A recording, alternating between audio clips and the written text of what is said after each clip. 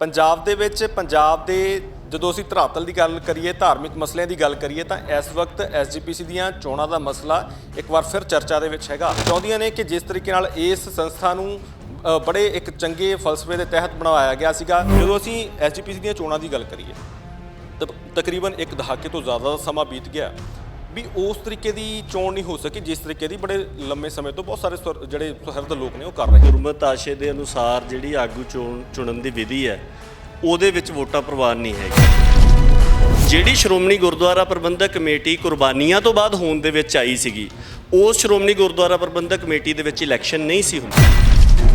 2 ਵਾਰ ਸ਼੍ਰੋਮਣੀ ਗੁਰਦੁਆਰਾ ਪ੍ਰਬੰਧਕ committee ਦੇ member ਚੁਣੇ ਜਾਂਦੇ ਆ ਬਿਨਾਂ ਵੋਟਾਂ ਤੋਂ, ਬਿਨਾਂ ਇਲੈਕਸ਼ਨ ਤੋਂ, ਗੁਰਮਤੇ ਦੀ ਵਿਧੀ ਦੇ ਰਾਹੀਂ। 1922 ਤੋਂ ਬਾਅਦ ਕਿਸੇ ਗੁਰਦੁਆਰਾ ਸਾਹਿਬ ਦੀ ਸੇਵਾ ਸੰਭਾਲ ਸ਼੍ਰੋਮਣੀ ਗੁਰਦੁਆਰਾ ਪ੍ਰਬੰਧਕ ਕਮੇਟੀ ਨੇ ਨਹੀਂ ਸੀ ਲਈ। ਜਿੰਨੇ ਵੀ ਇਹ ਮੋਰਚੇ ਲੱਗੇ ਆ ਉਹ ਸਾਰੇ ਇਸ ਗੱਲ ਕਰਕੇ ਲੱਗੇ ਕਿ ਅੰਗਰੇਜ਼ ਸਿੱਖਾਂ ਨੂੰ ਦਮ ਤੋਂ ਕੱਢਣਾ ਚਾਹੁੰਦਾ ਸੀਗਾ। ਐਕਟ ਦੇ ਨਾਲ ਜਿਹੜੇ ਬੰਦੇ ਸਹਿਮਤ ਹੋਏ ਉਹਨਾਂ ਨੂੰ ਗਦਾਰ ਤੱਕ ਕਿਹਾ ਗਿਆ ਕਿ ਇਹ ਐਕਟ ਦੇ ਨਾਲ ਸਹਿਮਤ ਹੋਏ ਆ ਕਿ ਸਿੱਖਾਂ ਨੇ ਕਿਸੇ ਵੀ ਤਰੀਕੇ ਦੇ ਨਾਲ ਇਹ ਇਲੈਕਸ਼ਨ ਵਾਲਾ ਜਿਹੜਾ ਪ੍ਰਬੰਧ ਸੀਗਾ ਉਹ ਪ੍ਰਵਾਨ ਕਰ ਲਿਆ। ਲਗਾਤਾਰ ਨਿਘਾਰ ਦਾ ਸ਼ਿਕਾਰ ਹੁੰਦੀ ਰਹੀ ਆ ਔਰ 1947 ਤੋਂ ਬਾਅਦ ਜਿਹੜੀ ਇਲੈਕਸ਼ਨਾਂ ਹੋਈਆਂ ਨੇ ਉਹ ਬਿਲਕੁਲ ਇੰਡੀਅਨ ਸਟੇਟ ਉਦੋਂ ਕਰਵਾਉਂਦੀ ਹੈ ਜੀ ਜਦੋਂ ਉਹਨਾਂ ਦੇ ਆਪਣੇ ਮੁਫਾਦ ਸਿੱਧ ਹੋਣੇ ਹੁੰਦੇ। 1849 ਤੋਂ ਬਾਅਦ ਜਦੋਂ ਗੋਰੇ ਸਾਜ਼ਿਸ਼ਾਨਾ ਢੰਗ ਦੇ ਨਾਲ ਸਿੱਖਾਂ ਦਾ ਰਾਜ ਆਪਣੇ ਅਧੀਨ ਕਰ ਲੈਂਦੇ ਆ, ਉਸ ਤੋਂ ਬਾਅਦ ਜਿਹੜੀਆਂ ਉਹਨਾਂ ਨੇ ਚਾਲਾਂ ਚੱਲੀਆਂ ਸੀ ਉਸ ਸਮੇਂ ਕਿ ਇਹ ਸਿੱਖ ਕੀ ਕਰਦੇ ਨੇ, ਇਹਨਾਂ ਦੀ ਧੁਰਾ ਕਿੱਥੇ ਜੁੜਿਆ ਹੋਇਆ, ਉਸ ਵੇਲੇ ਵੀ ਮੈਨੂੰ ਲੱਗਦਾ ਕਿ ਇਹੀ ਉਹਨਾਂ ਨੇ ਚਾਲ ਅਪਣਾਈ ਸੀ ਕਿ ਜਿਹੜੇ ਇਹਨਾਂ ਦੇ ਧੁਰੇ ਨਾਲ ਜੁੜੀਆਂ ਹੋਈਆਂ ਚੀਜ਼ਾਂ ਨੇ ਉਹਨਾਂ ਨੂੰ ਖਤਮ ਕੀਤਾ ਜਾਵੇ। ਪਲੈਨਡ ਤਰੀਕੇ ਨਾਲ ਉਹਨਾਂ ਤੋਂ ਜਿਹੜਾ ਆਧਾਰ ਸੀਗਾ, ਜਿਵੇਂ ਤੁਸੀਂ ਜ਼ਿਕਰ ਕਰਕੇ ਹਟੇ ਹੋ, ਬੜੇ ਸਾਜ਼ਿਸ਼ਾਨਾ ਢੰਗ ਨਾਲ ਪੱਛਮੀ ਸੰਸਥਾਵਾਂ ਨੂੰ ਸਿੱਖਾਂ ਨੂੰ ਕਾਬੂ ਹੇਠ ਰੱਖਣ ਦੇ ਟੂਲ ਵਜੋਂ ਵਰਤਿਆ। ਉਦੋਂ ਤੋਂ ਲੈ ਕੇ ਤੁਸੀਂ ਜਿੰਨੀ ਵਾਰ ਵੀ ਇਲੈਕਸ਼ਨ ਹੋਈ ਹੈ ਉਹ ਕੱਢ ਕੇ ਦੇਖ ਲਓ, ਉਹ ਸਾਰਾ ਪਤਾ ਲੱਗ ਜਾਂਦਾ ਕਿ ਕਿਉਂ ਕਰਵਾਈ ਜਾ ਰਹੀ ਹੈ।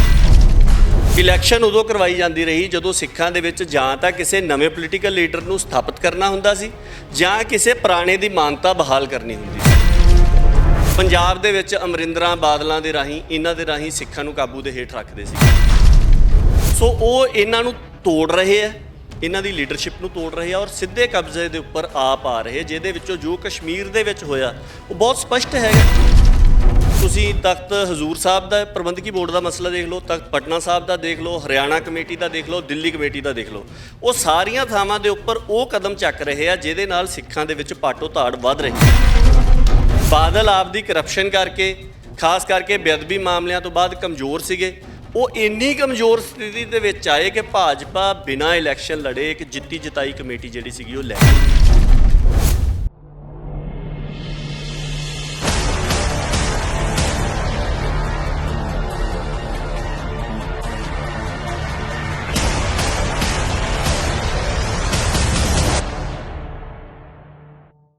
ਸਤਿ ਸ਼੍ਰੀ ਅਕਾਲ ਦੋਸਤੋ, ਨਿਊਜ਼ ਓਨਲੀ ਦੇਖ ਰਹੇ ਹੋ ਤੁਸੀਂ। ਇਸ ਵਕਤ ਤੁਹਾਡੇ ਨਾਲ ਤੁਹਾਡਾ ਆਪਣਾ ਦੋਸਤ ਹਰਦੀਪ ਸਿੰਘ ਭੋਗਲ। ਪੰਜਾਬ ਦੇ ਵਿੱਚ ਪੰਜਾਬ ਦੇ ਜਦੋਂ ਅਸੀਂ ਧਰਾਤਲ ਦੀ ਗੱਲ ਕਰੀਏ ਧਾਰਮਿਕ ਮਸਲਿਆਂ ਦੀ ਗੱਲ ਕਰੀਏ ਤਾਂ ਇਸ ਵਕਤ ਐਸਜੀਪੀਸੀ ਦੀਆਂ ਚੋਣਾਂ ਦਾ ਮਸਲਾ ਇੱਕ ਵਾਰ ਫਿਰ ਚਰਚਾ ਦੇ ਵਿੱਚ ਹੈਗਾ। ਸਭ ਤੋਂ ਵੱਡੀ ਗੱਲ ਇਹ ਹੈਗੀ ਕਿ ਵੋਟਾਂ ਬਣ ਰਹੀਆਂ ਨੇ ਦੁਬਾਰਾ, ਲੋਕਾਂ ਨੂੰ ਸੁਚੇਤ ਵੀ ਕੀਤਾ ਜਾ ਰਿਹਾ ਕਿ ਇਹ ਮਸਲਾ ਕਿੰਨਾ ਗੰਭੀਰ ਹੈਗਾ ਕਿਉਂਕਿ ਲੰਮਾ ਵਕਫਾ ਹੋ ਗਿਆ, ਇੱਕ ਦਹਾਕੇ ਤੋਂ ਜ਼ਿਆਦਾ ਦਾ ਸਮਾਂ ਹੋ ਗਿਆ ਕਿ ਇਸ ਪ੍ਰਬੰਧ ਦੀਆਂ ਚੰਗੇ ਢੰਗ ਦੇ ਨਾਲ ਚੋਣਾਂ ਨਹੀਂ ਹੋ ਸਕੀਆਂ। ਇੱਕ ਸਿੱਧੇ ਤੌਰ 'ਤੇ ਇੱਕ ਵੱਡਾ ਇਲਜ਼ਾਮ ਲੱਗਦਾ ਕਿ ਕੁਝ ਲੋਕਾਂ ਦੇ ਕਹਿਣ 'ਤੇ ਇੱਕ ਪ੍ਰਧਾਨ ਲਗਾ ਦਿੱਤਾ ਜਾਂਦਾ, ਉਹ ਉਹਨਾਂ ਦੇ ਅਧੀਨ ਹੀ ਕੰਮ ਕਰ ਰਿਹਾ ਹੈਗਾ ਤੇ ਲੰਮੇ ਸਮੇਂ ਤੋਂ ਬਹੁਤ ਸਾਰੀਆਂ ਜਥੇਬੰਦੀਆਂ ਕੰਮ ਕਰ ਰਹੀਆਂ ਨੇ, ਚਾਹੁੰਦੀਆਂ ਨੇ ਕਿ ਜਿਸ ਤਰੀਕੇ ਨਾਲ ਇਸ ਸੰਸਥਾ ਨੂੰ ਬੜੇ ਇੱਕ ਚੰਗੇ ਫਲਸਫੇ ਦੇ ਤਹਿਤ ਬਣਾਇਆ ਗਿਆ ਸੀਗਾ, ਇੱਕ ਬੜੇ ਚੰਗੀ ਸੋਚ ਦੇ ਨਾਲ ਬਣਾਇਆ ਗਿਆ ਸੀਗਾ, ਉਸੇ ਸੋਚ ਨੂੰ ਦੁਬਾਰਾ ਸੁਰਜੀਤ ਕੀਤਾ ਜਾਵੇ। ਸਾਡੇ ਨਾਲ ਭਾਈ ਪਰਮਜੀਤ ਸਿੰਘ ਗਾਜੀ ਨੇ ਗੱਲਬਾਤ ਕਰਕੇ ਸਮਝਾਂਗੇ ਕਿ ਇਹ ਮਸਲਾ ਕਿੰਨਾ ਗੰਭੀਰ ਹੈਗਾ, ਇਹਦੇ ਵਿੱਚੋਂ ਸਿੱਖਾਂ ਨੂੰ ਕੀ ਸਮਝਣਾ ਚਾਹੀਦਾ, ਜਿਹੜੀਆਂ ਵੋਟਾਂ ਬਣ ਰਹੀਆਂ ਨੇ, ਜਿਹੜੇ ਉਹਨਾਂ ਦੇ ਫਾਰਮ ਨੇ ਉਹਨਾਂ ਨੂੰ ਲੈ ਕੇ ਵੀ ਕਿੰਤੂ ਪਰੰਤੂ ਸਵਾਲ ਹੈਗੇ ਨੇ, ਉਹ ਬੜੀਆਂ ਚੀਜ਼ਾਂ ਸਮਝਣ ਵਾਲੀਆਂ ਨੇ। ਭਾਈ ਸਾਹਿਬ, ਜਦੋਂ ਅਸੀਂ ਐਸਜੀਪੀਸੀ ਦੀਆਂ ਚੋਣਾਂ ਦੀ ਗੱਲ ਕਰੀਏ ਤਾਂ ਤਕਰੀਬਨ ਇੱਕ ਦਹਾਕੇ ਤੋਂ ਜ਼ਿਆਦਾ ਦਾ ਸਮਾਂ ਬੀਤ ਗਿਆ ਵੀ ਉਸ ਤਰੀਕੇ ਦੀ ਚੋਣ ਨਹੀਂ ਹੋ ਸਕੀ ਜਿਸ ਤਰੀਕੇ ਦੀ ਬੜੇ ਲੰਮੇ ਸਮੇਂ ਤੋਂ ਬਹੁਤ ਸਾਰੇ ਜਿਹੜੇ ਸੁਹਿਰਦ ਲੋਕ ਨੇ ਉਹ ਕਰ ਰਹੇ ਨੇ। ਹੁਣ ਵੀ ਦੁਬਾਰਾ ਚੋਣਾਂ ਦਾ ਸਿਲਸਿਲਾ ਦੀ ਚਰਚਾ ਚੱਲੀ ਹੋਈ ਹੈ। ਇਸ ਚਰਚਾ ਦੇ ਵਿੱਚ ਲੱਗਦਾ ਕਿ ਉਹ ਜਿਹੜੀ ਚੀਜ਼ ਨੂੰ ਹੁੰਗਾਰਾ ਦੇਣ ਦੀ ਕੋਸ਼ਿਸ਼ ਹੋ ਰਹੀ ਹੈ ਉਧਰਲੇ ਪਾਸੇ ਨੂੰ ਕੋਈ ਕਦਮ ਚੁੱਕਿਆ ਜਾ ਸਕੂਗਾ ਕਿਉਂਕਿ ਵੋਟਾਂ ਦੁਬਾਰਾ ਬਣ ਰਹੀਆਂ। ਦੇਖੋ, ਪਹਿਲੀ ਗੱਲ ਤਾਂ ਇਹ ਹੈ ਕਿ ਗੁਰਮਤਿ ਆਸ਼ੇ ਦੇ ਅਨੁਸਾਰ ਜਿਹੜੀ ਆਗੂ ਚੁਣਨ ਦੀ ਵਿਧੀ ਹੈ ਉਹਦੇ ਵਿੱਚ ਵੋਟਾਂ ਪ੍ਰਵਾਨ ਨਹੀਂ ਹੈਗੀਆਂ। ਸੋ ਉਹ ਪੰਜ ਪ੍ਰਧਾਨੀ ਵਿਧੀ ਹੈ। ਦੂਸਰੀ ਗੱਲ ਇਹ ਹੈ ਕਿ ਸਿੱਖਾਂ ਦੇ ਵਿੱਚ ਕਲੈਕਟਿਵ ਲੀਡਰਸ਼ਿਪ ਦਾ ਜਿਹੜਾ ਸਿਧਾਂਤ ਹੈ ਉਹ ਹੈਗਾ, ਔਰ ਗੁਰਮਤੇ ਦੇ ਰਾਹੀਂ ਜਿਹੜੇ ਆਗੂ ਹੈ ਉਹ ਚੁਣੇ ਜਾਂਦੇ ਰਹੇ। ਗੁਰੂ ਪਾਤਸ਼ਾਹ ਨੇ ਆਪ ਇਸ ਸੰਬੰਧ ਦੇ ਵਿੱਚ ਜਿੰਨਾ ਉਹਨਾਂ ਨੇ ਅਮਲ ਪ੍ਰਗਟ ਕੀਤਾ ਆਪਣੇ ਜੀਵਨ ਦੇ ਦੌਰਾਨ, ਔਰ ਉਹ ਗੁਰੂ ਸਾਹਿਬ ਦੇ ਜਿਹੜੇ ਸੰਗੀ ਗੁਰਸਿੱਖ ਸੀਗੇ ਉਹਨਾਂ ਨੇ ਜੋ ਤਰੀਕਾਕਾਰ ਅਪਣਾਇਆ, ਉਸ ਤੋਂ ਬਾਅਦ ਦੇ ਵਿੱਚ ਜੋ ਸਿੱਖਾਂ ਦਾ ਸਭ ਤੋਂ ਸੁਨਹਿਰੀ ਇਤਿਹਾਸ ਦਾ ਦੌਰ ਰਿਹਾ, ਉਸ ਸਮੇਂ ਦੇ ਦੌਰਾਨ ਵੀ ਗੁਰਮਤਾ ਤੇ ਪੰਜ ਪ੍ਰਧਾਨੀ ਪ੍ਰਣਾਲੀ, joint decision making, joint collective leadership, ਇਹ ਹੀ ਸਾਡਾ ਰਸਤਾ ਜਿਹੜਾ ਆ ਉਹ ਰਿਹਾ। ਔਰ ਸ਼੍ਰੋਮਣੀ ਗੁਰਦੁਆਰਾ ਪ੍ਰਬੰਧਕ ਕਮੇਟੀ ਦੇ ਮਾਮਲੇ 'ਚ ਵੀ ਇਹ ਗੱਲ ਕਹੀ ਜਾਂਦੀ ਕਿ ਬੜੀਆਂ ਕੁਰਬਾਨੀਆਂ ਤੋਂ ਬਾਅਦ ਹੋਂਦ ਦੇ ਵਿੱਚ ਆਈ। ਜਿਹੜੀ ਸ਼੍ਰੋਮਣੀ ਗੁਰਦੁਆਰਾ ਪ੍ਰਬੰਧਕ ਕਮੇਟੀ ਕੁਰਬਾਨੀਆਂ ਤੋਂ ਬਾਅਦ ਹੋਂਦ ਦੇ ਵਿੱਚ ਆਈ ਸੀਗੀ, ਉਸ ਸ਼੍ਰੋਮਣੀ ਗੁਰਦੁਆਰਾ ਪ੍ਰਬੰਧਕ ਕਮੇਟੀ ਦੇ ਵਿੱਚ ਇਲੈਕਸ਼ਨ ਨਹੀਂ ਸੀ ਹੁੰਦੀ। ਇਲੈਕਸ਼ਨ ਦਾ ਜਿਹੜਾ ਕਾਨੂੰਨ ਹੈ ਇਹ 1925 ਦੇ ਵਿੱਚ ਜਾ ਕੇ ਪਾਸ ਹੁੰਦਾ ਹੈ। ਸ਼੍ਰੋਮਣੀ ਗੁਰਦੁਆਰਾ ਪ੍ਰਬੰਧਕ ਕਮੇਟੀ 1920 ਦੇ ਵਿੱਚ ਹੋਂਦ ਦੇ ਵਿੱਚ ਆ ਜਾਂਦੀ ਹੈ, ਔਰ ਉਸ ਸਮੇਂ ਦੇ 5 ਸਾਲ ਦੇ ਵਕਫੇ ਦੇ ਦੌਰਾਨ 2 ਵਾਰ ਸ਼੍ਰੋਮਣੀ ਗੁਰਦੁਆਰਾ ਪ੍ਰਬੰਧਕ ਕਮੇਟੀ ਦੇ ਮੈਂਬਰ ਚੁਣੇ ਜਾਂਦੇ ਆ, ਬਿਨਾਂ ਵੋਟਾਂ ਤੋਂ, ਬਿਨਾਂ ਇਲੈਕਸ਼ਨ ਤੋਂ, ਗੁਰਮਤੇ ਦੀ ਵਿਧੀ ਦੇ ਰਾਹੀਂ। ਸੋ ਉਹੀ ਤਰੀਕਾ ਪ੍ਰਵਾਨ ਸੀ। ਅੰਗਰੇਜ਼ ਨੇ ਉਸ ਸਮੇਂ ਇਹ ਗੱਲ ਦੇਖੀ ਕਿ ਸਿੱਖਾਂ ਨੇ 3 ਕੰਮ ਕੀਤੇ ਨੇ। ਇੱਕ ਤਾਂ ਇਹਨਾਂ ਨੇ ਆਪਣੀਆਂ ਸੰਸਥਾਵਾਂ ਦਾ ਪ੍ਰਬੰਧ ਸੰਭਾਲ ਲਿਆ, ਦੂਸਰਾ ਇਹਨਾਂ ਨੇ ਆਪਣਾ ਡਿਸੀਜਨ ਮੇਕਿੰਗ ਦਾ ਜਿਹੜਾ ਪ੍ਰੋਸੈਸ ਸੀਗਾ ਉਹ ਦੁਬਾਰਾ ਰਿਵਾਈਵ ਕਰ ਲਿਆ, ਜੁਆਇੰਟ ਡਿਸੀਜਨ ਮੇਕਿੰਗ ਦਾ। ਤੀਜਾ ਇਹਨਾਂ ਨੇ ਸਾਂਝੀ ਅਗਵਾਈ ਚੁਣਨ ਦਾ ਆਪਣਾ ਜਿਹੜਾ ਪਰੰਪਰਾਗਤ ਤਰੀਕਾ ਸੀਗਾ ਉਹ ਦੁਬਾਰਾ ਹੋਂਦ ਦੇ ਵਿੱਚ ਲੈਣ ਦਾ। ਅੰਗਰੇਜ਼ ਨੇ ਕਿਹਾ ਕਿ ਅਸੀਂ ਤੁਹਾਡੀ ਸੇਵਾ ਸੰਭਾਲ ਨੂੰ ਮਾਨਤਾ ਨਹੀਂ ਦਿੰਦੇ, ਅਸੀਂ ਇਹ ਮਾਨਤਾ ਤਾਂ ਦੇਵਾਂਗੇ ਜੇਕਰ ਤੁਸੀਂ 2 ਕੰਮ ਕਰੋਗੇ। ਇੱਕ, ਫੈਸਲਾ ਸਾਡੇ ਤਰੀਕੇ ਦੇ ਨਾਲ ਲਓ, ਚੋਰ ਪਰਚੀ ਦੇ ਰਾਹੀਂ। ਦੂਜਾ, ਜਿਹੜੇ ਆਗੂ ਚੁਣਨੇ ਆ ਉਹ ਸਾਡੇ ਵਾਲਾ ਤਰੀਕਾ ਜਿਹੜਾ ਹੈਗਾ ਉਹ ਅਪਣਾਓ। ਜਿੰਨੀ ਵੀ ਇਹ ਦੱਸਿਆ ਜਾਂਦਾ ਕਿ ਮੋਰਚੇ ਲੱਗੇ, ਸਟਰਗਲ ਹੋਈ ਜੀ, ਡਾਂਗਾਂ ਦੇ ਵਾਰ ਸਹਾਰੇ, ਵੱਖ-ਵੱਖ, ਉਹ ਸਾਰੇ ਦੇਖੋ 1922 ਤੋਂ ਬਾਅਦ ਕਿਸੇ ਗੁਰਦੁਆਰਾ ਸਾਹਿਬ ਦੀ ਸੇਵਾ ਸੰਭਾਲ ਸ਼੍ਰੋਮਣੀ ਗੁਰਦੁਆਰਾ ਪ੍ਰਬੰਧਕ ਕਮੇਟੀ ਨੇ ਨਹੀਂ ਸੀ ਲਈ। 1922 ਤੋਂ ਪਹਿਲਾਂ ਉਹਨਾਂ ਨੇ ਜਿੰਨੇ ਗੁਰਦੁਆਰਾ ਸਾਹਿਬਾਨ ਦਾ ਪ੍ਰਬੰਧ ਹੈ ਉਹ ਸਟਰਗਲ ਦੇ ਰਾਹੀਂ ਲੈ ਲਿਆ ਸੀਗਾ। ਉਸ ਤੋਂ ਬਾਅਦ ਜਿੰਨੇ ਵੀ ਇਹ ਮੋਰਚੇ ਲੱਗੇ ਆ ਉਹ ਸਾਰੇ ਇਸ ਗੱਲ ਕਰਕੇ ਲੱਗੇ ਕਿ ਅੰਗਰੇਜ਼ ਸਿੱਖਾਂ ਨੂੰ ਦਮ ਤੋਂ ਕੱਢਣਾ ਚਾਹੁੰਦਾ ਸੀਗਾ ਔਰ ਆਪਣੀਆਂ ਇਹ 2 ਗੱਲਾਂ ਮਨਵਾਉਣੀਆਂ ਚਾਹੁੰਦਾ ਸੀ। ਉਹਨਾਂ ਨੇ ਜਿੰਨੀ ਲੀਡਰਸ਼ਿਪ ਸੀਗੀ ਉਹ ਫੜ ਕੇ ਅੰਦਰ ਕਰ ਦਿੱਤੀ। ਸੰਘਰਸ਼ ਕਰਨ ਵਾਲੀ ਜਿਹੜੀ ਲੀਡਰਸ਼ਿਪ ਸੀਗੀ ਉਹ ਐਕਟ ਦੇ ਨਾਲ ਬਿਲਕੁਲ ਵੀ ਸਹਿਮਤ ਨਹੀਂ ਸੀਗੀ। ਐਕਟ ਦੇ ਨਾਲ ਜਿਹੜੇ ਬੰਦੇ ਸਹਿਮਤ ਹੋਏ ਉਹਨਾਂ ਨੂੰ ਗਦਾਰ ਤੱਕ ਕਿਹਾ ਗਿਆ ਕਿ ਇਹ ਐਕਟ ਦੇ ਨਾਲ ਸਹਿਮਤ ਹੋਏ ਆ, ਪਰ ਆਖਰੀ ਨਤੀਜਾ ਇਹ ਨਿਕਲਿਆ ਕਿ ਸਿੱਖਾਂ ਨੇ ਕਿਸੇ ਵੀ ਤਰੀਕੇ ਦੇ ਨਾਲ ਇਹ ਇਲੈਕਸ਼ਨ ਵਾਲਾ ਜਿਹੜਾ ਪ੍ਰਬੰਧ ਸੀਗਾ ਉਹ ਪ੍ਰਵਾਨ ਕਰ ਲਿਆ। ਉਸ ਤੋਂ ਬਾਅਦ ਦੇ ਵਿੱਚ ਸ਼੍ਰੋਮਣੀ ਗੁਰਦੁਆਰਾ ਪ੍ਰਬੰਧਕ ਕਮੇਟੀ ਜੇਕਰ ਮੂਲ ਰੂਪ 'ਚ ਪੰਥਕ ਸਰੋਕਾਰ ਜਾਂ ਪੰਥਕ ਸਟਰਗਲ ਦੀ ਜਿਹੜੀ ਗੱਲ ਕੀਤੀ ਜਾਂਦੀ, ਉਹਦਾ ਜਿੰਨਾ ਵੀ ਚਰਿੱਤਰ ਸੀਗਾ, ਅੰਗਰੇਜ਼ਾਂ ਨੇ ਸਿੱਖਾਂ ਦੇ ਕੋਲੋਂ ਗੁਰਦੁਆਰਿਆਂ ਦਾ ਪ੍ਰਬੰਧ ਨਹੀਂ ਲਿਆ, ਨਾ ਹੀ ਸੰਸਥਾ ਲਈ। ਉਹਨਾਂ ਨੇ ਇਸ ਸੰਸਥਾ ਦਾ ਜਿਹੜਾ ਚਰਿੱਤਰ ਸੀਗਾ ਉਹ ਪੰਥਕ ਤੋਂ ਬਦਲ ਕੇ ਵੈਸਟਰਨ ਕਰ ਦਿੱਤਾ। ਉਸ ਤੋਂ ਬਾਅਦ ਤੁਸੀਂ ਦੇਖੋ ਕਿ ਇਹ ਲਗਾਤਾਰ ਨਿਘਾਰ ਦਾ ਸ਼ਿਕਾਰ ਹੁੰਦੀ ਰਹੀ ਆ, ਔਰ 1947 ਤੋਂ ਬਾਅਦ ਜਿਹੜੀ ਇਲੈਕਸ਼ਨਾਂ ਹੋਈਆਂ ਨੇ ਉਹ ਬਿਲਕੁਲ ਇੰਡੀਅਨ ਸਟੇਟ ਉਦੋਂ ਕਰਵਾਉਂਦੀ ਹੈ ਜੀ ਜਦੋਂ ਉਹਨਾਂ ਦੇ ਆਪਣੇ ਮੁਫਾਦ ਸਿੱਧ ਹੋਣੇ ਹੁੰਦੇ ਆ। ਇੱਥੇ ਇੱਕ ਬੜੀ ਅਹਿਮ ਚੀਜ਼ ਆਪਾਂ ਕਰਦੇ ਚੱਲੀਏ ਭਾਈ ਸਾਹਿਬ, ਮੈਨੂੰ ਲੱਗਦਾ ਕਿ 1849 ਤੋਂ ਬਾਅਦ ਜਦੋਂ ਗੋਰੇ ਸਾਜ਼ਿਸ਼ਾਨਾ ਢੰਗ ਦੇ ਨਾਲ ਸਿੱਖਾਂ ਦਾ ਰਾਜ ਆਪਣੇ ਅਧੀਨ ਕਰ ਲੈਂਦੇ ਆ, ਉਸ ਤੋਂ ਬਾਅਦ ਜਿਹੜੀਆਂ ਉਹਨਾਂ ਨੇ ਚਾਲਾਂ ਚੱਲੀਆਂ ਸੀ ਉਸ ਸਮੇਂ ਕਿ ਇਹ ਸਿੱਖ ਕੀ ਕਰਦੇ ਨੇ, ਇਹਨਾਂ ਦੀ ਧੁਰਾ ਕਿੱਥੇ ਜੁੜਿਆ ਹੋਇਆ, ਉਸ ਵੇਲੇ ਵੀ ਮੈਨੂੰ ਲੱਗਦਾ ਕਿ ਇਹੀ ਉਹਨਾਂ ਨੇ ਚਾਲ ਅਪਣਾਈ ਸੀ ਕਿ ਜਿਹੜੇ ਇਹਨਾਂ ਦੇ ਧੁਰੇ ਨਾਲ ਜੁੜੀਆਂ ਹੋਈਆਂ ਚੀਜ਼ਾਂ ਨੇ ਉਹਨਾਂ ਨੂੰ ਖਤਮ ਕੀਤਾ ਜਾਵੇ ਤਾਂ ਉਸੇ ਹਿਸਾਬ ਨਾਲ ਅਸੀਂ ਇਹਨਾਂ ਤੇ ਵਧੀਆ ਢੰਗ ਨਾਲ ਰਾਜ ਕਰ ਸਕਾਂਗੇ। ਲੱਗਦਾ ਕਿ ਉਸ ਤੋਂ ਬਾਅਦ 19ਵੀਂ ਸਦੀ ਦੇ ਵਿੱਚ ਵੀ ਇਹੀ ਚੀਜ਼ਾਂ, 20ਵੀਂ ਸਦੀ ਦੇ ਵਿੱਚ ਵੀ ਇਹੀ ਚੀਜ਼ਾਂ ਹੋਈਆਂ ਕਿ ਇਹ ਬੜੇ ਪਲੈਨਡ ਤਰੀਕੇ ਨਾਲ ਉਹਨਾਂ ਤੋਂ ਜਿਹੜਾ ਆਧਾਰ ਸੀਗਾ, ਜਿਵੇਂ ਤੁਸੀਂ ਜ਼ਿਕਰ ਕਰਕੇ ਹਟੇ ਹੋ, ਬੜੇ ਸਾਜ਼ਿਸ਼ਾਨਾ ਢੰਗ ਨਾਲ ਖੋਇਆ ਗਿਆ। ਜੋ ਜਿਹੜੀ ਇੰਡੀਅਨ ਸਟੇਟ ਆ ਇਹਦੀ ਲਿਗੇਸੀ ਬ੍ਰਿਟਿਸ਼ ਕਲੋਨੀਅਲ ਪੀਰੀਅਡ ਦੇ ਵਿੱਚ ਹੀ ਪਈ ਹੋਈ ਹੈ। ਸੋ ਬੇਸਿਕਲੀ ਅੱਜ ਦੀ ਜਿਹੜੀ ਵਿਪਰਵਾਦੀ ਹਿੰਦੁਸਤਾਨ ਦੇ ਵਿੱਚ ਹਕੂਮਤ ਹੈ ਇਹ ਉਹ ਫਿਰੰਗੀ ਦੀ ਜਿਹੜੀ ਬਸਤੀਵਾਦੀ ਹਕੂਮਤ ਸੀਗੀ ਉਸੇ ਦਾ ਹੀ ਢਾਂਚਾ ਲੈ ਕੇ ਅੱਗੇ ਚੱਲ ਰਹੀ ਹੈ। ਸੋ ਉਹਦੇ ਤਹਿਤ ਉਹਨਾਂ ਨੇ ਜਿਹੜੇ ਸਾਡੇ ਮੂਲ ਫੈਸਲਾ ਲੈਣ ਦਾ ਤਰੀਕਾਕਾਰ ਸੀਗਾ, ਸਾਡਾ ਆਗੂ ਚੁਣਨ ਦਾ ਤਰੀਕਾ ਸੀ, ਸਾਡੀਆਂ ਜਿਹੜੀਆਂ ਸੰਸਥਾਵਾਂ ਸੀ ਉਹਨਾਂ ਦਾ ਚਰਿੱਤਰ ਪੰਥਕ ਤੋਂ ਬਦਲ ਕੇ ਪੱਛਮੀ ਕੀਤਾ ਸੀਗਾ। ਇਹਨਾਂ ਨੇ ਉਹਨਾਂ ਹੀ ਪੱਛਮੀ ਸੰਸਥਾਵਾਂ ਨੂੰ ਸਿੱਖਾਂ ਨੂੰ ਕਾਬੂ ਹੇਠ ਰੱਖਣ ਦੇ ਟੂਲ ਵਜੋਂ ਵਰਤਿਆ, ਜਿਹਦੇ ਤਹਿਤ ਸ਼੍ਰੋਮਣੀ ਗੁਰਦੁਆਰਾ ਪ੍ਰਬੰਧਕ ਕਮੇਟੀ ਦੀ ਜਿਹੜੀ ਇਲੈਕਸ਼ਨ ਹੈ, ਜਦੋਂ ਮਾਸਟਰ ਤਾਰਾ ਸਿੰਘ ਨੂੰ ਹਟਾ ਕੇ ਕਹਿ ਲਓ ਕਿ ਸਿੱਖਾਂ ਦੇ ਵਿੱਚ ਸੰਤ ਫਤਿਹ ਸਿੰਘ ਨੂੰ ਦੇ ਲੀਡਰ ਦੇ ਤੌਰ ਦੇ ਉੱਪਰ ਪੈਰ ਲਵਾਏ ਗਏ, ਉਦੋਂ ਤੋਂ ਲੈ ਕੇ ਤੁਸੀਂ ਜਿੰਨੀ ਵਾਰ ਵੀ ਇਲੈਕਸ਼ਨ ਹੋਈ ਹੈ ਉਹ ਕੱਢ ਕੇ ਦੇਖ ਲਓ, ਉਹ ਸਾਰਾ ਪਤਾ ਲੱਗ ਜਾਂਦਾ ਕਿ ਕਿਉਂ ਕਰਵਾਈ ਜਾ ਰਹੀ ਹੈ। ਇਲੈਕਸ਼ਨ ਉਦੋਂ ਕਰਵਾਈ ਜਾਂਦੀ ਰਹੀ ਜਦੋਂ ਸਿੱਖਾਂ ਦੇ ਵਿੱਚ ਜਾਂ ਤਾਂ ਕਿਸੇ ਨਵੇਂ ਪੋਲੀਟੀਕਲ ਲੀਡਰ ਨੂੰ ਸਥਾਪਿਤ ਕਰਨਾ ਹੁੰਦਾ ਸੀ ਜਾਂ ਕਿਸੇ ਪੁਰਾਣੇ ਦੀ ਮਾਨਤਾ ਬਹਾਲ ਕਰਨੀ ਹੁੰਦੀ ਸੀ। 2011 ਦੀ ਇਲੈਕਸ਼ਨ ਸਭ ਨੂੰ ਪਤਾ ਆ ਕਿ ਸੈਂਟਰ ਦੇ ਵਿੱਚ ਕਾਂਗਰਸ ਸੀਗੀ, ਇੱਥੇ ਬਾਦਲ ਸੀਗਾ, ਉਹਦੇ ਬਾਵਜੂਦ ਉਹਨਾਂ ਨੇ ਦੂਸਰੀਆਂ ਰੈਗੂਲਰ ਚੋਣਾਂ ਤੋਂ ਪਹਿਲਾਂ ਸ਼੍ਰੋਮਣੀ ਗੁਰਦੁਆਰਾ ਪ੍ਰਬੰਧਕ ਕਮੇਟੀ ਦੀ ਇਲੈਕਸ਼ਨ ਇਸ ਕਰਕੇ ਕਰਵਾਈ ਕਿਉਂਕਿ ਸੈਂਟਰ ਨੂੰ ਉਦੋਂ ਬਾਦਲ ਪੰਜਾਬ ਦੇ ਵਿੱਚ ਸੂਟ ਕਰਦੇ ਸੀਗੇ। ਸੋ ਉਸ ਤਰੀਕੇ ਦੇ ਨਾਲ ਉਹਨਾਂ ਨੇ ਪਹਿਲੋਂ ਕਰਵਾਈ, ਜਿਹਦਾ ਸਪਸ਼ਟ ਰੂਪ ਦੇ ਵਿੱਚ ਲਾਹਾ ਉਹਨਾਂ ਨੂੰ ਮਿਲਿਆ। ਹੁਣ 2014 ਤੋਂ ਬਾਅਦ ਜਿਹੜੀ ਤਬਦੀਲੀ ਆਈ ਹੈ, 2014 ਤੋਂ ਬਾਅਦ ਇੰਡੀਅਨ ਸਟੇਟ ਨੇ ਇੱਕ ਵੱਡੀ ਤਬਦੀਲੀ ਇਹ ਲਿਆਂਦੀ ਹੈ ਕਿ ਜਿਹੜੀ ਪਹਿਲੀ ਸਟੇਟ ਕਰਾਫਟ ਸੀਗੀ, ਉਹ ਜਿੰਨੀਆਂ ਵੀ ਸੰਘਰਸ਼ਸ਼ੀਲ ਕੌਮਾਂ ਸੀਗੀਆਂ ਉਹਨਾਂ ਦੇ ਵਿੱਚੋਂ ਕੁਝ ਲੋਕਾਂ ਨੂੰ, ਕੁਝ ਇੱਕ ਪੋਲੀਟੀਕਲ ਲੀਡਰਸ ਨੂੰ, ਪੋਲੀਟੀਕਲ ਪਾਰਟੀਆਂ ਨੂੰ ਕੋਆਪਟ ਕਰ ਲੈਂਦੇ ਸੀਗੇ, ਉਹਨਾਂ ਦੇ ਰਾਹੀਂ ਪੂਰੇ ਉਸ ਵਰਗ ਨੂੰ ਕੰਟਰੋਲ ਦੇ ਵਿੱਚ ਰੱਖਦੇ ਸੀਗੇ। ਜਿੱਦਾਂ ਕਸ਼ਮੀਰ ਦੇ ਵਿੱਚ ਉਹਨਾਂ ਨੇ ਕਸ਼ਮੀਰੀਆਂ ਨੂੰ ਕਾਬੂ ਦੇ ਵਿੱਚ ਰੱਖਣਾ ਆ, ਤੇ ਉੱਥੇ ਮੁਫਤੀ ਪਰਿਵਾਰ ਹੈ ਜਾਂ ਅਬਦੁੱਲਾ ਪਰਿਵਾਰ ਹੈ, ਉਹਨਾਂ ਦੇ ਰਾਹੀਂ ਉਹ ਕਾਬੂ ਦੇ ਵਿੱਚ ਰੱਖਦੇ ਸੀਗੇ। ਪੰਜਾਬ ਦੇ ਵਿੱਚ ਅਮਰਿੰਦਰਾਂ ਬਾਦਲਾਂ ਦੇ ਰਾਹੀਂ, ਇਹਨਾਂ ਦੇ ਰਾਹੀਂ ਸਿੱਖਾਂ ਨੂੰ ਕਾਬੂ ਦੇ ਹੇਠ ਰੱਖਦੇ ਸੀਗੇ। 2014 ਤੋਂ ਬਾਅਦ ਜਿੰਨੀ ਨਵੀਂ ਸਟੇਟ ਕਰਾਫਟ ਹੋਈ ਹੈ, ਜਿਹਨੂੰ ਆਪਾਂ ਹਿੰਦੂਤਵ ਪੋਲਿਟਿਕਸ ਦੀ ਸਿੱਧਾ ਰੂਪ ਇੱਕ ਕਹਿ ਲੈਂਦੇ ਆ, ਉਹਦੇ 'ਚ ਇਹ ਆ ਕਿ ਹੁਣ ਉਹ ਕਿਸੇ ਦੇ ਰਾਹੀਂ ਇਹਨਾਂ ਨੂੰ ਕਾਬੂ ਹੇਠ ਰੱਖਣ ਦੀ ਨੀਤੀ ਦੇ ਉੱਪਰ ਨਹੀਂ ਹੈਗੇ। ਸੋ ਉਹ ਇਹਨਾਂ ਨੂੰ ਤੋੜ ਰਹੇ ਆ, ਇਹਨਾਂ ਦੀ ਲੀਡਰਸ਼ਿਪ ਨੂੰ ਤੋੜ ਰਹੇ ਆ, ਔਰ ਸਿੱਧੇ ਕਬਜ਼ੇ ਦੇ ਉੱਪਰ ਆਪ ਆ ਰਹੇ, ਜਿਹਦੇ ਵਿੱਚੋਂ ਜੋ ਕਸ਼ਮੀਰ ਦੇ ਵਿੱਚ ਹੋਇਆ ਉਹ ਬਹੁਤ ਸਪਸ਼ਟ ਹੈਗਾ। ਸੋ ਉਹਨਾਂ ਨੇ ਇੱਕ ਸਾਬਤ ਸਬੂਤੀ ਸਟੇਟ ਜਿਹੜੀ ਆ ਉਹ ਤੋੜੀ। ਉਸ ਤੋਂ ਬਾਅਦ ਦੇ ਵਿੱਚ ਜਿੰਨਾ ਉੱਥੇ ਦਾ ਵਿਰੋਧ ਸੀਗਾ ਉਹਨੂੰ ਕਾਬੂ ਦੇ ਵਿੱਚ ਕੀਤਾ। ਪੋਲੀਟੀਕਲ ਕਲਾਸ, ਉਹਨਾਂ ਨੂੰ ਪਤਾ ਕਿ ਇੰਨੀ ਜ਼ਿਆਦਾ ਕਰਪਟ ਆ, ਉਹ ਕਿਸੇ ਵੀ ਮਸਲੇ ਦੇ ਉੱਪਰ ਸਟੈਂਡ ਲੈਣ ਦੀ ਇਸ ਵੇਲੇ ਹਸਤੀ ਦੇ ਵਿੱਚ ਨਹੀਂ ਹੈਗੀ। ਸਿੱਖਾਂ ਦੇ ਮਾਮਲੇ ਦੇ ਵਿੱਚ ਵੀ ਜੇਕਰ ਆਪਾਂ ਗੱਲ ਬਹੁਤੀ ਲੰਬੀ ਨਾ ਕਰੀਏ ਤੇ ਸ਼ਾਰਟ ਦੇ ਵਿੱਚ ਗੱਲ ਕਰਦੇ ਹਾਂ ਕਿ ਤੁਸੀਂ ਤਖਤ ਹਜ਼ੂਰ ਸਾਹਿਬ ਦਾ ਪ੍ਰਬੰਧਕੀ ਬੋਰਡ ਦਾ ਮਸਲਾ ਦੇਖ ਲਓ, ਤਖਤ ਪਟਨਾ ਸਾਹਿਬ ਦਾ ਦੇਖ ਲਓ, ਹਰਿਆਣਾ ਕਮੇਟੀ ਦਾ ਦੇਖ ਲਓ, ਦਿੱਲੀ ਕਮੇਟੀ ਦਾ ਦੇਖ ਲਓ, ਉਹ ਸਾਰੀਆਂ ਥਾਵਾਂ ਦੇ ਉੱਪਰ ਉਹ ਕਦਮ ਚੱਕ ਰਹੇ ਆ ਜਿਹਦੇ ਨਾਲ ਸਿੱਖਾਂ ਦੇ ਵਿੱਚ ਪਾਟੋ ਧਾੜ ਵੱਧ ਰਹੀ ਹੈ। ਪੰਜਾਬ ਦੇ ਵਿੱਚ ਉਹ ਬਿਲਕੁਲ ਇਦਾਂ ਹੀ ਕਰਨਾ ਚਾਹੁੰਦੇ ਆ। ਦਿੱਲੀ ਗੁਰਦੁਆਰਾ ਪ੍ਰਬੰਧਕ ਕਮੇਟੀ ਦੀ ਜਦੋਂ ਇਲੈਕਸ਼ਨ ਹੋਈ ਹੈ, ਜਿਹੜੇ ਹਿੱਸੇ ਆਪਸ 'ਚ ਪਹਿਲਾਂ ਸਹਿਮਤ ਸੀਗੇ, ਵਿਪਰ ਸਰਕਾਰ ਨੇ ਇਹ ਕੀਤਾ ਕਿ ਉਨੀ ਸਾਰਿਆਂ ਨੂੰ ਇਹ ਕਿਹਾ ਕਿ ਐਤਕੀ ਤੁਹਾਡੀ ਵਾਰੀ ਹੈ। ਇਹ ਕਹਿ ਕੇ ਉਹ ਸਾਰੇ ਇਕੱਠੇ ਨਹੀਂ ਹੋਣ ਦਿੱਤੇ। ਬਾਦਲ ਆਪ ਦੀ ਕਰਪਸ਼ਨ ਕਰਕੇ, ਖਾਸ ਕਰਕੇ ਬੇਅਦਬੀ ਮਾਮਲਿਆਂ ਤੋਂ ਬਾਅਦ ਕਮਜ਼ੋਰ ਸੀਗੇ।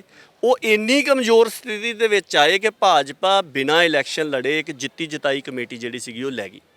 ਹਰਿਆਣਾ ਗੁਰਦੁਆਰਾ ਪ੍ਰਬੰਧਕ ਕਮੇਟੀ ਜਦੋਂ ਸਰਸੇ ਵਾਲੀ ਮੂਵਮੈਂਟ ਸੀ, ਮੈਂ ਵੀ ਖਾਲਸਾ ਐਕਸ਼ਨ ਕਮੇਟੀ ਦਾ ਮੈਂਬਰ ਸੀਗਾ, ਦਿਦਾਰ ਸਿੰਘ ਨਲਵੀ ਜਾਂ ਜਗਦੀਸ਼ ਸਿੰਘ ਝੀਂਡਾ ਹਰਿਆਣੇ ਦੇ ਆਗੂ ਸੀਗੇ, ਉਹ ਇਹ ਕਹਿੰਦੇ ਹੁੰਦੇ ਸੀਗੇ ਕਿ ਸਾਨੂੰ ਵੱਖਰੀ ਕਮੇਟੀ ਹਰਿਆਣੇ ਦੀ ਇਸ ਕਰਕੇ ਚਾਹੀਦੀ ਹੈ ਕਿ ਬਾਦਲ ਜਿਹੜੇ ਨੇ ਇਹ ਭਾਜਪਾ ਦੇ ਨਾਲ ਨੇ, ਤੇ ਭਾਜਪਾ ਜਿਹੜੀ ਆ ਇਹ ਮਤਲਬ ਸਿੱਖਾਂ ਦੀ ਸਿਧਾਂਤਕ ਤੌਰ ਦੇ ਉੱਪਰ ਹਮਲੇ ਕਰ ਰਹੀ ਹੈ, ਵੀ ਇਹਨਾਂ ਤੋਂ ਬਚਾਉਣ ਦੇ ਵਾਸਤੇ ਸਾਨੂੰ ਹਰਿਆਣੇ ਦੀ ਵੱਖਰੀ ਕਮੇਟੀ ਚਾਹੀਦੀ। ਤੁਸੀਂ ਤਰਾਸਦੀ ਦੇਖੋ ਕਿ ਉਹ ਕਮੇਟੀ ਬਣਦਿਆਂ ਸਾਰ ਹੀ ਭਾਜਪਾ ਦੀ ਝੋਲੀ ਦੇ ਵਿੱਚ ਜਾ ਕੇ ਡਿੱਗ ਪਈ।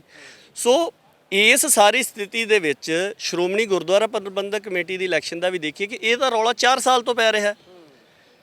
ਜਦੋਂ ਜਸਟਿਸ ਸਾਰੋਂ ਦੀ ਅਪਾਇੰਟਮੈਂਟ ਹੁੰਦੀ ਹੈ, ਉਹ ਕਦੋਂ ਹੋਈ? ਉਦੋਂ ਬਹੁਤੇ ਬੰਦਿਆਂ ਨੂੰ ਲੱਗਿਆ ਕਿ ਹੁਣ ਇਲੈਕਸ਼ਨ ਆ ਚੱਲੀ ਹੈ, ਠੀਕ ਹੈ। ਉਸ ਤੋਂ ਬਾਅਦ ਦੇ ਵਿੱਚ ਵੋਟਾਂ ਬਣਾਉਣ ਦਾ ਕਰ ਦਿੱਤਾ ਕਿ ਆਉਂਦੇ ਦਿਨਾਂ 'ਚ ਵੋਟਾਂ ਬਣਾਉਣੀਆਂ। ਤੁਸੀਂ ਦੇਖੋ 8 ਮਹੀਨੇ ਬਾਅਦ ਵੋਟਾਂ ਬਣਾਉਣ ਦਾ ਪ੍ਰੋਸੈਸ ਸ਼ੁਰੂ ਹੋਇਆ।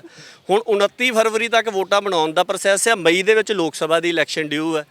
ਕਿਸ ਤਰ੍ਹਾਂ ਲੋਕ ਸਭਾ ਤੋਂ ਪਹਿਲਾਂ ਸ਼੍ਰੋਮਣੀ ਗੁਰਦੁਆਰਾ ਪ੍ਰਬੰਧਕ ਕਮੇਟੀ ਦੀ ਇਲੈਕਸ਼ਨ ਹੋ ਜਾਊਗੀ? ਇਸ ਵਕਤ ਮੋਦੀ ਸਰਕਾਰ ਜਿਸ ਸਥਿਤੀ 'ਚ ਫਸੀ ਹੋਈ ਹੈ, ਉਹਨਾਂ ਦੇ ਵਾਸਤੇ ਸਿੱਖਾਂ ਦੀ ਕਮੇਟੀ ਦੀ ਇਲੈਕਸ਼ਨ ਕਰਵਾਉਣੀ ਜ਼ਿਆਦਾ ਜ਼ਰੂਰੀ ਹੈ ਜਾਂ 24 'ਚ ਉਹਨਾਂ ਨੇ ਕਿੱਦਾਂ ਆਉਣਾ ਹੈ ਇਹ ਸੋਚਣਾ ਜ਼ਿਆਦਾ ਜ਼ਰੂਰੀ ਹੈ। ਸੋ ਇਹ ਸਾਰੀ ਸਥਿਤੀ 'ਚ ਜਦੋਂ ਵੀ ਸਿੱਖਾਂ ਦੇ ਵਿੱਚ ਇੱਕ ਕਹਿ ਲਓ ਕਿ ਸਰਗਰਮੀ ਵਧਾਉਣੀ ਹੁੰਦੀ ਹੈ ਤੇ ਸਟੇਟ ਵੱਲ ਨੂੰ ਝਾਕਣ ਵਾਲੇ ਬੰਦਿਆਂ ਦੀ ਸ਼ਨਾਖਤ ਕਰਨੀ ਹੁੰਦੀ ਹੈ, ਉਦੋਂ ਉਹ ਸ਼੍ਰੋਮਣੀ ਗੁਰਦੁਆਰਾ ਪ੍ਰਬੰਧਕ ਕਮੇਟੀ ਦਾ ਕੁਛ ਨਾ ਕੁਛ ਮਸਲਾ ਜਿਹੜਾ ਉਹ ਛੱਡ ਦਿੰਦੇ।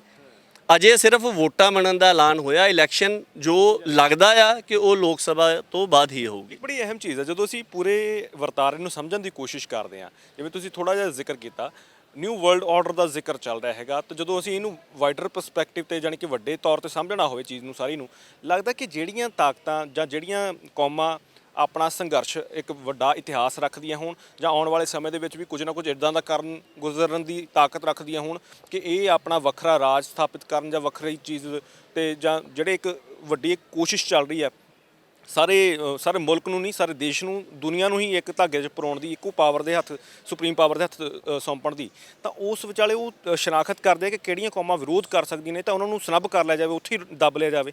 ਤਾਂ ਉਸੇ ਤਹਿਤ ਹੀ ਕਿਤੇ ਨਾ ਕਿਤੇ ਇਹ ਸਾਰੀਆਂ ਚੀਜ਼ਾਂ ਹੋ ਰਹੀਆਂ ਨੇ ਕਿ SGPC ਜਾਂ ਜਿਹੜੀਆਂ ਸਾਡੀਆਂ ਸਿਰਮੌਰ ਸੰਸਥਾਵਾਂ ਨੇ ਉਹਨਾਂ ਨੂੰ ਸਨੱਬ ਕਰਕੇ ਹੁਣੀ ਦੱਬ ਲਿਆ ਜਾਵੇ। ਦੇਖੋ ਇੱਕ ਕਹਾਵਤ ਹੈਗੀ, ਡਿਫਾਈਨ ਦਾ ਰੂਲਸ ਡਿਸਾਈਡ ਦਾ ਗੇਮ। ਤੁਸੀਂ ਨਿਯਮ ਤੈਅ ਕਰ ਦਿਓ, ਨਤੀਜਾ ਤੁਸੀਂ ਪਹਿਲਾਂ ਹੀ ਤੈਅ ਕਰ ਦਿੰਦੇ ਆ।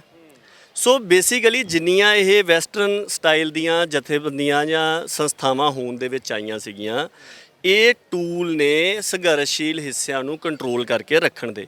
ਹਾਂ, ਤੁਸੀਂ ਇਹਨਾਂ ਤੋਂ ਬਿਲਕੁਲ ਹੀ ਇਹਨਾਂ ਨੂੰ ਇਗਨੋਰ ਕਰਕੇ ਵੀ ਨਹੀਂ ਚੱਲ ਸਕਦੇ ਕਿਉਂਕਿ ਇਹ ਸਮੇਂ ਦੀ ਹਕੀਕਤ ਵੀ ਹੈਗੀ ਆ। ਸੋ ਇਹ ਦੇਖਦਿਆਂ ਹੋਇਆਂ ਕਿ ਅਲਟੀਮੇਟਲੀ ਇਹਨਾਂ ਸੰਸਥਾਵਾਂ ਦੇ ਰਾਹੀਂ ਤੁਹਾਨੂੰ ਮੁਕੰਮਲ ਤੇ ਸਦੀਵੀ ਹੱਲ ਜਿਹੜਾ ਆ ਉਹ ਨਹੀਂ ਮਿਲ ਸਕਦਾ। ਇਹਦੇ ਵਿੱਚੋਂ ਆਂਸ਼ਕ ਤੇ ਵਕਤੀ ਹੱਲ ਹੀ ਮਿਲ ਸਕਦੇ ਆ। ਜਿੰਨੀਆਂ ਵੀ ਸੰਘਰਸ਼ੀਲ ਹਿੱਸੇ ਨੇ, ਜੇ ਆਪਾਂ ਸਿੱਖਾਂ ਦੀ ਗੱਲ ਕਰੀਏ ਤੇ ਸ਼੍ਰੋਮਣੀ ਗੁਰਦੁਆਰਾ ਪ੍ਰਬੰਧਕ ਕਮੇਟੀ ਦੀ ਹੀ ਗੱਲ ਕਰੀਏ, ਸਾਨੂੰ ਇਹ ਗੱਲ ਸਪਸ਼ਟ ਹੋਣੀ ਚਾਹੀਦੀ ਕਿ ਇਹ ਸੰਸਥਾ ਜਿਹੜੀ ਹੈ ਇਹਨੂੰ ਸਿੱਖਾਂ ਨੂੰ ਹੀ ਕਾਬੂ ਹੇਠ ਰੱਖਣ ਦੇ ਵਾਸਤੇ ਸਮੇਂ ਦੇ ਦੌਰਾਨ ਵਰਤੀ ਜਾਂਦੀ ਰਹੀ। ਭਵਿੱਖ ਦੇ ਵਿੱਚ ਵੀ ਸਿੱਖਾਂ 'ਚ ਪਾਟੋ ਧਾੜ ਵਧਾ ਕੇ ਉਹਨਾਂ ਨੂੰ ਵਰਤਣ ਦੇ ਵਾਸਤੇ ਹੀ, ਕਾਬੂ ਹੇਠ ਰੱਖਣ ਵਾਸਤੇ ਹੀ ਵਰਤੀ ਜਾਣੀ ਹੈ।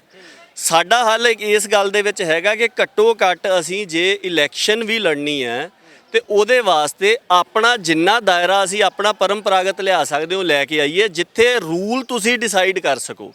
ਬੇਸ਼ੱਕ ਅੱਜ ਕਿਸੇ ਨੂੰ ਲੱਗ ਸਕਦਾ ਕਿ ਅੱਜ ਦੇ ਸਮੇਂ 'ਚ ਇਲੈਕਸ਼ਨਾਂ ਜਿੱਦਾਂ ਜਿੱਤੀਆਂ ਜਾਂਦੀਆਂ ਉੱਦਾਂ ਹੀ ਜਿੱਤੀਆਂ ਜਾਣੀਆਂ, ਤੇ ਜਿੱਦਾਂ ਜਿੱਤੀਆਂ ਜਾਂਦੀਆਂ ਜੇ ਉੱਦਾਂ ਹੀ ਜਿੱਤੀਆਂ ਜਾਣੀਆਂ ਤੇ ਜੋ ਜਿੱਤਣ ਵਾਲੇ ਕਰਦੇ ਰਹੇ ਆ, ਆਉਣ ਵਾਲਿਆਂ ਨੇ ਵੀ ਉਹੀ ਕੁਛ ਹੀ ਕਰਨਾ ਆ।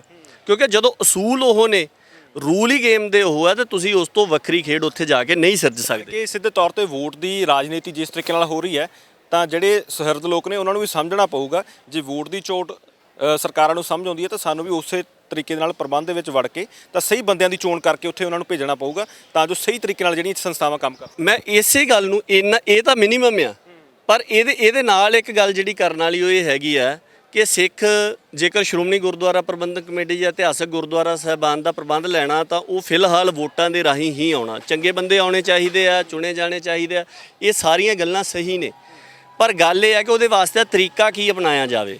ਪਿਛਲੇ ਸਮੇਂ ਦੇ ਦੌਰਾਨ ਜਦੋਂ ਬੰਦਿਆਂ ਨੇ ਇਲੈਕਸ਼ਨ ਹਾਰਨ ਵਾਸਤੇ ਲੜਨਾ ਹੁੰਦਾ ਸੀ, ਕਿਉਂਕਿ ਉਦੋਂ ਬਾਦਲ ਤਗੜੇ ਸੀਗੇ, ਸਭ ਨੂੰ ਪਤਾ ਸੀਗਾ ਵੀ ਹਾਰ ਜਾਣਾ, ਉਹਦੇ ਬਾਵਜੂਦ ਵੀ ਜਿੰਨੇ ਬਾਕੀ ਸਾਰੇ ਹਿੱਸੇ ਸੀਗੇ ਉਹ ਇਕੱਠੇ ਨਹੀਂ ਸੀ ਹੁੰਦੇ।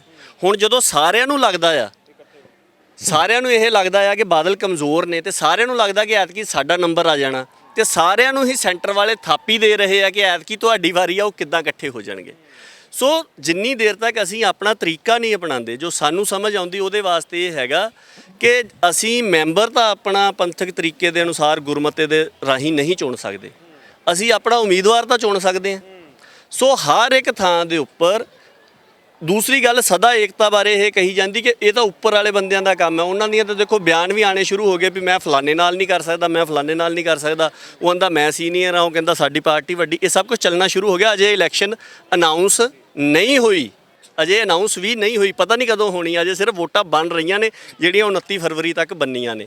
ਸੋ ਜੇ ਇਸ ਚੀਜ਼ ਦਾ ਹੱਲ ਕਰਨਾ ਇਹ ਹੈਗਾ ਕਿ ਹੇਠਾਂ ਸੰਗਤ ਇਕੱਤਰ ਹੋਵੇ, ਸੁਹਿਰਦ ਬੰਦੇ ਇਕੱਤਰ ਹੋਣ, ਉਹ ਇਹ ਕਹਿਣ ਕਿ ਅਸੀਂ ਆਪਣੇ ਇਲਾਕੇ ਦੇ ਵਿੱਚ ਇੱਕ ਕੈਂਡੀਡੇਟ ਦਿਆਂਗੇ ਤੇ ਜਿੰਨੇ ਵੀ ਇਹ ਬਾਦਲ ਵਿਰੋਧੀ ਖੇਮੇ ਹੈਗੇ ਆ ਉਸੇ ਨੂੰ ਹੀ ਅਸੀਂ ਸਹੀ ਮੰਨਾਂਗੇ ਜਿਹੜਾ ਸੰਗਤ ਦੇ ਕੈਂਡੀਡੇਟ ਨੂੰ ਪ੍ਰਵਾਨ ਕਰੂ। ਬੜੀ ਅਹਿਮ ਚੀਜ਼ ਹੈ। ਜਦੋਂ ਪੰਜਾਬ ਦੇ ਵਿੱਚ ਵੀ ਇਦਾਂ ਦਾ ਮਾਹੌਲ ਚੱਲ ਪਿਆ ਸੀਗਾ ਕਿ ਖਾਲਸਾ ਪੰਚਾਇਤਾਂ ਦੀ ਇੱਕ ਚਰਚਾ ਚੱਲ ਪਈ ਸੀ, ਤਾਂ ਕੇਂਦਰ ਤੱਕ ਆਪਣੇ ਆਪ ਆਵਾਜ਼ ਪਹੁੰਚਦੀ ਹੈ ਤੇ ਉਹ ਆਪਣੇ ਤਰੀਕੇ ਨਾਲ ਫਿਰ ਕੋਸ਼ਿਸ਼ਾਂ ਕਰਦੀ ਹੈ ਕਿ ਕਿਸ ਤਰੀਕੇ ਨਾਲ ਚੀਜ਼ਾਂ ਨੂੰ ਰੋਕਣਾ ਹੈਗਾ। ਭਾਈ ਸਾਹਿਬ, ਅਖੀਰ ਤੇ ਜਿਹੜਾ ਇੱਕ ਫਾਰਮਾ ਜਿਹੜਾ ਹੁਣ ਵੋਟਾਂ ਲਈ ਆਇਆ ਹੈਗਾ, ਉਹਦਾ ਥੋੜਾ ਜਿਹਾ ਜ਼ਿਕਰ ਕਰ ਲਈਏ ਕਿ ਸਿੱਖਾਂ ਦੇ ਵਿੱਚ ਸਾਫ਼ ਤੌਰ ਤੇ ਜਾਤ ਪਾਤ ਨੂੰ ਖੰਡਨ ਕਰਕੇ ਉਸ ਤੋਂ ਬਾਅਦ ਹੀ ਸਿੱਖ ਕੌਮ ਜਿਹੜੀ ਹੈ ਹੋਂਦ ਦੇ ਵਿੱਚ ਆਈ ਹੈ, ਪਰ ਉਹਦੇ ਥੱਲੇ ਇੱਕ ਪਰਫਾਰਮਾ ਦਿੱਤਾ ਹੋਇਆ, ਤੁਸੀਂ ਵੀ ਜੇ ਫਾਰਮ ਦੇਖਿਆ ਹੋਵੇ ਉੱਥੇ ਲਿਖਿਆ ਹੈਗਾ ਕਿ ਜਿਹੜੇ ਅਨੁਸੂਚਿਤ ਜਾਤੀ ਵਾਲੇ ਹੈਗੇ ਆ ਉਹ ਇਹ ਫਾਰਮਾਂ ਭਰਨ। ਲੱਗਦਾ ਕਿ ਇਹ ਚੀਜ਼ਾਂ ਤਾਂ ਘੱਟੋ ਘੱਟ ਧਿਆਨ ਦੇ ਵਿੱਚ ਰੱਖਣੀਆਂ ਚਾਹੀਦੀਆਂ ਵੀ ਇਹਨਾਂ ਦੀ ਲੋੜ ਨਹੀਂ ਹੈਗੀ, ਹੁਣ ਘੱਟੋ ਘੱਟ ਇਹ ਚੀਜ਼ਾਂ ਦਾ ਸਮਝ ਨਹੀਂ। ਦੇਖੋ ਉਹਦੇ ਵਿੱਚ ਇਹ ਹੈਗਾ ਕਿ ਜੋ ਸ਼੍ਰੋਮਣੀ ਗੁਰਦੁਆਰਾ ਪ੍ਰਬੰਧਕ ਕਮੇਟੀ ਦਾ ਐਕਟ ਆ, ਉਹਦੇ ਵਿੱਚ ਜਦੋਂ ਇਹ ਚੀਜ਼ਾਂ ਡਿਫਾਈਨਿੰਗ ਰੂਪ ਦੇ ਵਿੱਚ ਆਉਂਦੀਆਂ ਨੇ, ਜਦੋਂ ਤੁਸੀਂ ਉਸ ਹਿਸਾਬ ਦੇ ਨਾਲ ਸੀਟਾਂ ਡਬਲ ਹੋਣੀਆਂ ਨੇ,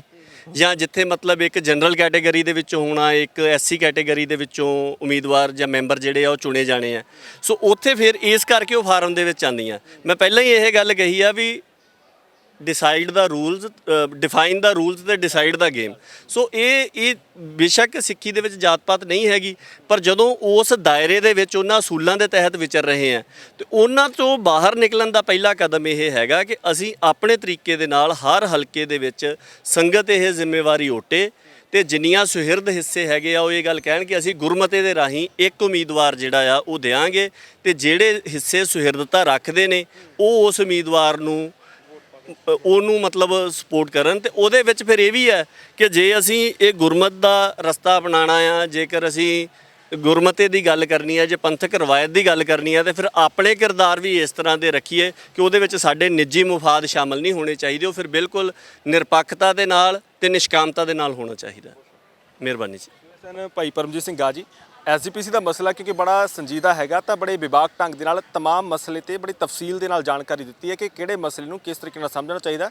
ਸ਼੍ਰੋਮਣੀ ਗੁਰਦੁਆਰਾ ਪ੍ਰਬੰਧਕ ਕਮੇਟੀ ਦੀਆਂ ਚੋਣਾਂ ਕਿਸ ਤਰੀਕੇ ਨਾਲ ਕਰਵਾਈਆਂ ਜਾਂਦੀਆਂ ਰਹੀਆਂ ਨੇ ਤੇ ਆਉਣ ਵਾਲੇ ਸਮੇਂ ਦੇ ਵਿੱਚ ਵੀ ਕਹਿੰਦੇ ਕਿ ਜੇ ਇਸੇ ਤਰੀਕੇ ਨਾਲ ਕਰਵਾਈਆਂ ਜਾਣੀਆਂ ਨੇ ਤਾਂ ਸਾਨੂੰ ਸਮਝਣਾ ਪਵੇਗਾ ਕਿ ਜਿਹੜੀ ਰਾਜਨੀਤੀ ਜਿਸ ਤਰੀਕੇ ਨਾਲ ਚੱਲ ਰਹੀ ਹੈ ਤਾਂ ਉਹਦੇ ਵਿੱਚ ਅਸੀਂ ਆਪਣੀ ਜਿਹੜੀ ਭੂਮਿਕਾ ਕਿਸ ਤਰੀਕੇ ਨਾਲ ਨਿਭਾਉਣੀ ਹੈਗੀ। ਮੈਨੂੰ ਲੱਗਦਾ ਕਿ ਐਸਜੀਪੀਸੀ ਦੀਆਂ ਚੋਣਾਂ ਇਸ ਵਕਤ ਜਿਸ ਤਰੀਕੇ ਨਾਲ ਇੱਕ ਸਿਰਫ ਅਨਾਉਂਸਮੈਂਟ ਹੋਈ ਹੈ ਵੋਟਾਂ ਬਣਾਉਣ ਦੀ, ਹਲੇ ਇਲੈਕਸ਼ਨਾਂ ਕਦੋਂ ਹੋਣੀਆਂ ਨੇ ਬੜੇ ਵੱਡੇ ਸਵਾਲ ਨੇ, ਤਾਂ ਉਸ ਨੂੰ ਬੜੇ ਵਧੀਆ ਢੰਗ ਦੇ ਨਾਲ ਬਾਖੂਬੀ ਢੰਗ ਨਾਲ ਉਹਨਾਂ ਨੇ ਦੱਸਿਆ ਹੈਗਾ ਕਿ ਸਿੱਖ ਕੌਮ ਨੂੰ ਇਸ ਵੇਲੇ ਕੀ ਕਰ ਲੈਣਾ ਚਾਹੀਦਾ। ਤੁਸੀਂ ਇਸ ਬਾਰੇ ਕੀ ਸੋਚਦੇ ਹੋ? ਆਪਣੇ ਕਮੈਂਟ ਆਪਣੇ ਜ਼ਰੂਰ ਸਾਂਝੇ ਕਰੋ। ਸਹਿਯੋਗੀ ਅਮਿਤ ਦੇ ਨਾਲ ਹਰਦੀਪ ਸਿੰਘ ਭੋਗਲ, ਨਿਊਜ਼ ਓਨਲੀ, ਚੰਡੀਗੜ੍ਹ।